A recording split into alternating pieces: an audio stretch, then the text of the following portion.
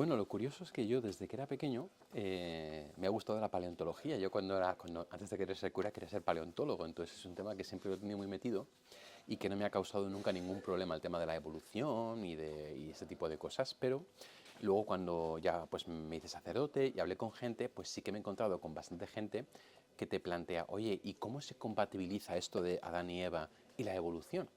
Y entonces me di cuenta de que es un tema que no se trata mucho en los colegios, en la catequesis, en las homilías, que no se habla de ello. Entonces, como es un tema que yo, gracias a Dios, he tenido bastante presente y nunca me ha supuesto ningún problema, dije, bueno, pues voy a investigarlo un poco, voy a formarme, voy a leer y voy a escribir un libro un poco explicando por qué son compatibles fe y evolución, ciencia y fe, y en qué momento se puede decir que surge el ser humano, ¿no? Y hacer una compatibilización entre esos dos puntos, ¿no? El punto de vista antropológico, ¿no? La paleoantropología, y el punto de vista de la teología o de la fe. Y entonces así hacerlo de modo accesible, como suelo hacer mis libros, es decir, que sean fácilmente accesibles para que la gente pueda entender por qué son compatibles, por qué Génesis dice lo que dice, por qué la ciencia dice lo que dice y cómo podemos armonizarlo. Y surgió este libro, que la verdad es que yo creo que está muy bien. Se diría que hay como dos bandos. Por una parte, gente que piensa que la evolución ha demostrado que todo lo que dice la Iglesia es mentira, porque la Biblia es inventada y es una chorrada y no hay que darle ninguna credibilidad, pero también gente dentro de la Iglesia que duda de la evolución porque precisamente como piensan que aceptar la evolución es negar la fe, dicen, no, pues entonces la evolución no existe, sino que yo creo que Dios realmente creó al hombre del barro de la tierra, tal como dice el libro de Génesis, ¿no? Lo que se suele llamar el fundamentalismo o la lectura fundamentalista de la Biblia, ¿no? Es decir, la leo al pie de la letra y rechazo lo que me dice la ciencia porque creo que lo que me dice la Biblia. Entonces tenemos los dos extremos, ¿no? El que piensa que la Biblia ha quedado descalificada porque la evolución se ha demostrado y el que piensa que la ciencia se equivoca porque la Biblia dice que la creación no fue así, ¿no? Primero diríamos que el hombre no proviene del mono, es muy importante dejarlo claro, porque realmente se trata de un antecesor común, ¿no? Es decir, un antecesor común del que derivan por un lado los simios y por otro lado nosotros, ¿no? Entonces, eso decir que el hombre viene del mono es un poco técnico, ¿no? En todo caso, creo que es más complejo que como tú lo planteas, porque hay un diseño evolutivo desde el principio, ¿no? Es decir, el hecho de que las criaturas evolucionen de menos a más, de más simples a más complejas, ya indica un diseño, porque de hecho los propios evolucionistas no saben explicar desde el punto de vista biológico por qué la creación se complica y va dando lugar a organismos cada vez más complicados, porque de hecho en la naturaleza se tiende siempre a simplificar, sin embargo en la evolución va en dirección contraria. Entonces hay un diseño, ¿no? Es decir, como si alguien hubiese metido una dirección en la evolución para que acabásemos llegando nosotros, ¿no? Como dicen muchos científicos, parece que el mundo nos estaba esperando, ¿no? A que nosotros llegáramos. Entonces, no solamente que haya un momento en el que Dios mete el dedo y diga, pues ahora meto, sino que desde el principio la creación ha estado diseñada y conducida por Dios para que llegásemos nosotros, ¿no?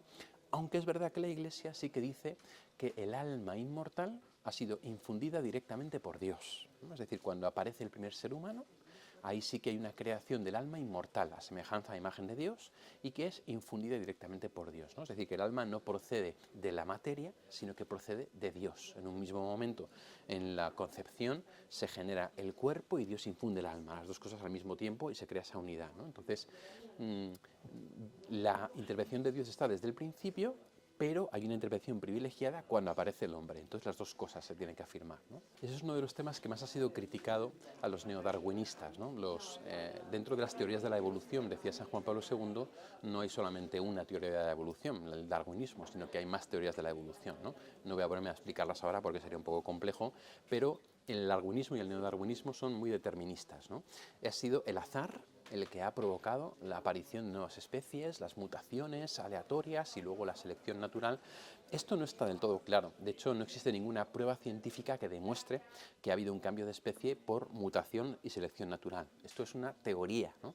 Puede haber otros modos como las especies muten. De hecho, una de las cosas que se ve en la historia de la evolución, sobre todo del ser humano, es que hay periodos que se llaman de estasis, periodos en los que los mismos seres humanos durante 1,000,000 y pico de años, por ejemplo el Homo habilis o el Homo erectus, están durante un tiempo en la historia y de pronto hay un salto Homo heidelbergensis, Homo neanderthalensis, Homo sapiens, de repente en muy poco tiempo, pum, hay un salto, ¿no? Y luego otro periodo de estasis, ¿no? De hecho, los seres humanos no han evolucionado del Homo sapiens desde hace más de 100.000, 200.000 años, sino que se han quedado ahí, y hace 40.000 años que desaparecen los últimos que son como nosotros, quedamos sobre nosotros y no ha habido evolución. Entonces, esto no lo explica el neodarwinismo, ¿no? Lo cual quiere decir que hay que ampliar la mente para ver si hay más factores que influyen en la evolución, entre los cuales, evidentemente, nosotros creemos que sí que hay una intervención de Dios, que no tiene por qué ser directa, no es un Dios de varita mágica que hace pum, ahora aparezco y hago que surja esto, ¿no? Sino que es una acción que se llama de las causas segundas, un Dios que está detrás y que va como sustentando todo esto. Lo del diseño inteligente no es un argumento que yo utilice, porque la escuela del diseño inteligente ha sido muy criticada por muchas cosas, ¿no? Porque más bien esa escuela lo que dice es que hay algunos complejidades irreductibles. Por ejemplo, el ojo, que tres cosas han evolucionado al mismo tiempo para dar lugar a la vista, entonces esto tiene que haber sido alguien que lo ha diseñado. Yo no voy por esa escuela. Yo hablo de la evidencia del diseño, que es otra cosa, ¿no? No me centro en organismos o órganos concretos, como hace el diseño inteligente, sino en la evidencia de diseño total, o sea, en el conjunto, ¿no? Por ejemplo, lo que decía Francis Crick, el descubridor del genoma humano, del ADN, ¿no? Esto es un lenguaje lógico, y un lenguaje lógico que dice cosas lógicas, o sea, tiene que tener un diseñador detrás. Por eso Francis Crick se convierte, ¿no? O Jérôme Lejeune también, que está en proceso de beatificación, se convierte, porque ven que hay un lenguaje y dicen, detrás del lenguaje hay un diseñador, ¿no? Entonces, es una evidencia de diseño, no en los órganos concretos, sino en la naturaleza, la creación, el ADN, la evolución, ¿no? Parece que el mundo estaba esperándonos, un poco la misma frase que te he dicho, que es repetida por muchos científicos, cosmólogos, etcétera, ¿no? Entonces, hay que distinguir entre el diseño inteligente, una teoría que ha sido desacreditada en muchas partes, y la evidencia de diseño, que es más no el ojo, el oído, no en concreto, sino más en conjunto, completamente. Ahí hay un relato, ¿no? Un relato posmoderno construido, que es precisamente este, ¿no? La Iglesia se opone a la evolución, se opone al progreso, se opone al descubrimiento, la Iglesia es oscurantista, la Iglesia oculta, la Iglesia no quiere que se sepa, ¿no? Y es un relato que ha hecho mucho daño a la Iglesia y que está muy impuesto en la sociedad, ¿no? Y es un relato, entonces como tal relato es mentira, ¿eh? Es decir, pues Georges Lemaitre, compañero de Einstein, es el que descubre la teoría del Big Bang y el que la dice, ¿no? Y de entre los evolucionistas y de los genetistas, pues hay un monje, ¿no? Mendel, que es uno de los primeros que habla precisamente de la evolución y tal, ¿no? Es decir, no existe esa negación de la Iglesia hacia la evolución. De hecho, en cuanto empiezan las primeras ideas evolucionistas, Pío XII dice, esto hay que estudiarlo, hay que verlo sin prejuicios, salvaguardando que el alma ha sido creada por Dios. Y Juan Pablo II, cuando retoma esta enseñanza de Pío XII, dice la teoría de la evolución ha demostrado ser más que una teoría, es decir, la Iglesia no ha tenido una cerrazón nunca hacia el tema de la evolución, al revés, una apertura, ¿no? Una apertura prudente siempre, porque la Iglesia es muy prudente, pero con todo, pero ha habido una apertura. Entonces es mentira esto de que la Iglesia se opone a la evolución o se opone al desarrollo o a la ciencia, ¿no? Eso no es cierto, sencillamente es un relato, ¿no? Que se apoya en mitos como el de Galileo u otro tipo de cosas, historias medio mal contadas para intentar hacer ver esto, ¿no? Todo esto proviene de la Ilustración del siglo XVIII, cuando los iluministas, los filósofos franceses, quieren intentar desacreditar a la Iglesia para intentar demostrar al pueblo que va en contra del progreso. Y esto ha quedado, pero no es verdad, sencillamente no es verdad. Solo hay que estudiar un poco para verlo. Un millennial, un generación Z e incluso un generación alfa comprenderán este libro.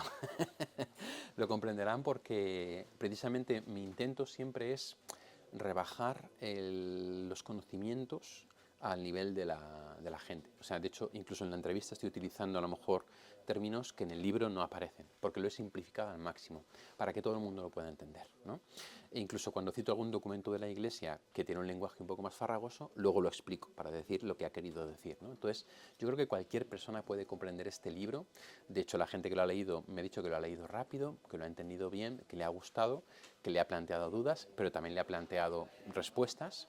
Es un libro que puede leer cualquiera y creo que puede entender perfectamente y puede ayudarle a darse cuenta de que fe y razón, de que evolución y fe son compatibles y de que no hay ninguna contradicción, y puede descubrir, de hecho, lo hermoso que es, cómo Dios ha hecho las cosas, cómo Dios es un artista que ha plasmado al hombre de sus manos a su imagen, y cómo esto es algo que podemos armonizar perfectamente con los datos de la ciencia. explicado de un modo sencillo, con muchas referencias, con mucha bibliografía, para que también así la gente que quiera profundizar puede ir a la bibliografía, pero está expresado de un modo muy sencillo y muy a pie de calle.